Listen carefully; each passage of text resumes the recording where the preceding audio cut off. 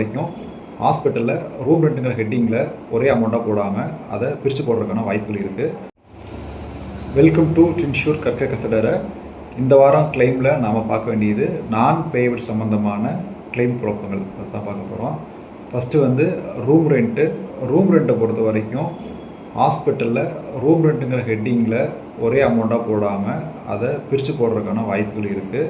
உதாரணத்துக்கு ward charges, cleaning charges, residential medical officer, airbed, இந்த மாதிரி உங்களுடைய ரூம் ரெண்ட்டை பிரித்து பில் அனுப்பிச்சாங்கன்னா இன்சூரன்ஸ் கம்பெனிக்காரங்க அந்த பில்லை ரூம் ரெண்ட் ஹெட்டிங் தவிர மற்றது எல்லாமே நான் பேயபிள்ஸ் அப்படின்னு சொல்லிட்டு அமௌண்ட்டை குறைக்கிறதுக்கான வாய்ப்புகள் இருக்குது.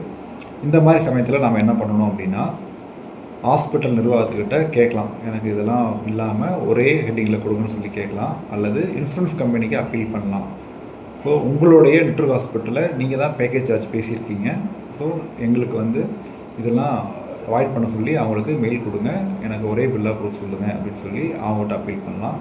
ஸோ இது மேக்ஸிமம் கேசட்ஸில் பண்ணிக்க முடியும். ஒருவேளை ரீஎம்பர்ஸ்மெண்ட் கிளைமாக இருந்துச்சுன்னா இதோட நெசசிட்டியை எக்ஸ்பிளைன் பண்ணி கம்பெனி லெட்டர் அனுப்பிச்சு கிளைம் வாங்கிக்க முடியும்.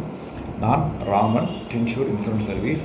கடந்த 1 இயரில் 1000க்கும் மேலான கிளைம்களை சக்ஸஸ்ஃபுல்லாக முடிச்சு கொடுத்துருக்கோம்.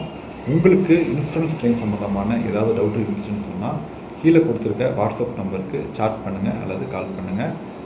உங்கள் கிளைம் எங்கள் கைகளில். Wish you wealthy always. Thank you.